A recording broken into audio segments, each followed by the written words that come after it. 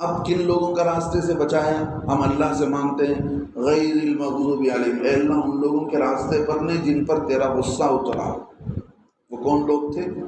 دین جان کر بھی دین کے خلاف چلنے والے۔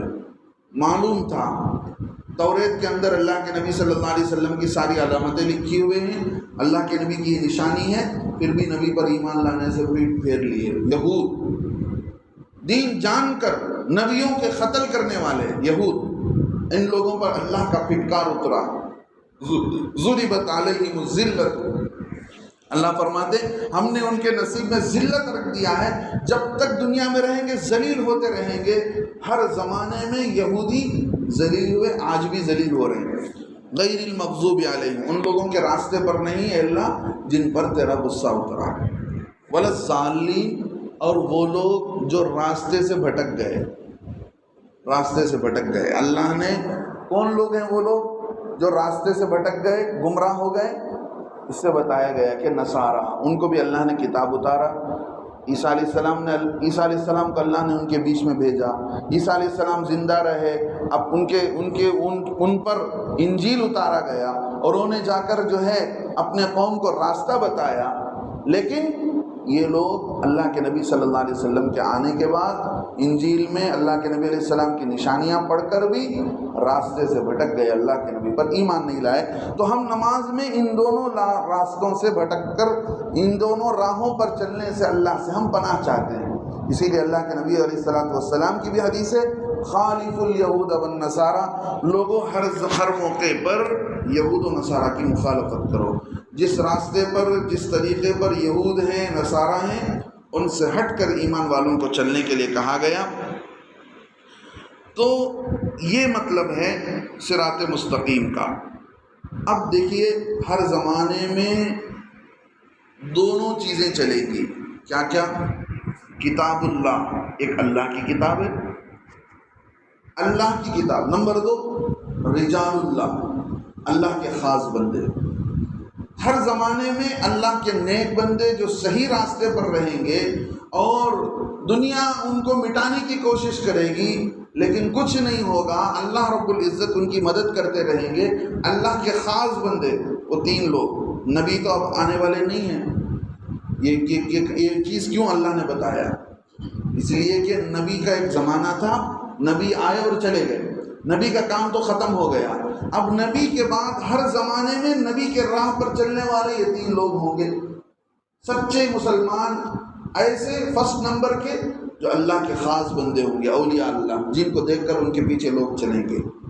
صدیقین والشہداء، دین کے لیے اپنے جان کو بھی قربان کر دینے والے، شہید، والصالحین، نیک لوگ۔ اس سے یہ معلوم ہوا کہ یہ اللہ کے خاص بندوں کا قافلہ ہر زمانے میں رہے گا۔ رجال اللہ اور کتاب اللہ کا بڑا تعلق ہے۔ کتاب اللہ کو بھی ہاتھ سے نہیں چھوڑا جائے گا، اور رجال اللہ کو بھی نہیں چھوڑا جائے گا۔ جس زمانے میں بھی لوگوں نے صرف اللہ کی کتاب کو لے لیا، ہم صرف قرآن پڑھیں گے اور قرآن سے جو سمجھ میں آئے گا ہم سمجھ لیں گے۔ آج کل بہت سارے پڑھے لکھے لوگ وارڈ بائی وارڈ قرآن سمجھنے کی کوشش کرتے ہیں۔ ٹھیک ہے، آپ سمجھیے قرآن کو وارڈ بائی وارڈ، ایک ایک لفظ کا معنی یہ آتا ہے، سیکھ کر قرآن سمجھنے کی کوشش کرتے ہیں۔ لیکن جن لوگوں کے سامنے قرآن اتارا گیا، ان لوگوں سے جنہوں نے علم حاصل کیا، صحابہ، تابعین، تبع تابعین، اور اس کے بعد کے لوگوں نے قرآن اور حدیث اور اس کے علم کو جو کچھ مرتب کر کے اسی زمانے میں سارا سب کچھ تیار کر دیا، علم تفسیر کو، علم حدیث کو۔ جب تک ہم ان لوگوں کو سامنے رکھ کر، ان چیزوں کو سامنے رکھ کر قرآن نہیں سمجھیں گے تو ہم جو ہے اپنی مرضی کو قرآن میں داخل کر لیں گے، اپنی خاص اوپینین۔ تو پچھلے بار میں نے بتایا کہ جو قرآن کے معنی مطلب بیان کرنے میں اپنے رائے کو دخل کرتا ہے، اللہ کے نبی نے فرمایا اسے چاہیے کہ کل قیامت وہ جہنم میں فَلْيَتَبَوَّأْ مَقْعَدَهُ مِنَ النَّارِ، اپنا ریزرو کر لے سیٹ جہنم میں۔ لہذا قرآن کے معاملے میں رجال اللہ، اللہ کے نیک بندوں کو ساتھ لے کر ہر زمانے میں کتاب اللہ کو سمجھا جائے گا اور کتاب اللہ کو سمجھنے کی کوشش کی جائے گی۔ لہذا یہاں سے یہ بات معلوم ہو گئی کہ اللہ رب العزت نے ہماری فلاح کے لیے، ہماری کامیابی کے لیے یہ کتاب اتارا ہے، اور اسی کتاب کے ذریعے سے اللہ کے نیک بندوں کو، اللہ کے نبی صلی اللہ علیہ وسلم کی حدیث ہے، حضرت عائشہ رضی اللہ عنہا روایت کرتی ہیں، فرمایا اللہ رب العزت نے اسی قرآن کے ذریعے سے، اسی کتاب کے ذریعے سے، ان اللہ تعالی یرفع بہذا الکتاب اقواما ویضع بہ آخرین، فضائل اعمال کے اندر بھی وہ روایت، اللہ تعالیٰ قرآن ہی کی برکت سے بہت سارے لوگوں کو بلند مرتبے دیتے ہیں، اور قرآن پڑھ کر قرآن کا حق ادا نہ کرنے کی وجہ سے، اور قرآن پڑھتے ہوئے قرآن کے ساتھ تو جڑ گئے، کتاب اللہ کے ساتھ جڑ گئے، لیکن رجال اللہ، اللہ کے نیک بندوں کو ساتھ لے کر نہیں چلے، تو اس کا نقصان یہ ہوا کہ وہ وَيَضَعُ بِهِ آخَرِينَ، ذلت کے راستے میں اسی قرآن کی وجہ سے وہ بھٹک بھی گئے۔ کئی سارے لوگ دنیا کے اندر آئے، تفصیل میں جانے کا موقع نہیں، وہ بھٹک گئے، راستے سے ہٹ گئے۔ اسی لیے قرآن کو سمجھنے میں، قرآن کا معنی مطلب بیان کرنے میں ہم اپنے پہلے لوگوں کا پابند ہونا چاہیے۔ پہلے لوگوں نے جو قرآن کو سمجھا ہے، قرآن کو جو سمجھا ہے اور حدیث کو جو سمجھا ہے، وہ سب سے صحیح معنی مطلب ہے، اس لیے کہ وہ انہوں نے اللہ کے نبی علیہ السلام کے شاگردوں سے اور ان سے پڑھا اور ان سے سیکھا، لہذا ظاہر سی بات ہے۔ اب آگے چل کر سورہ فاتحہ کے احکامات بیان کیے جاتے ہیں۔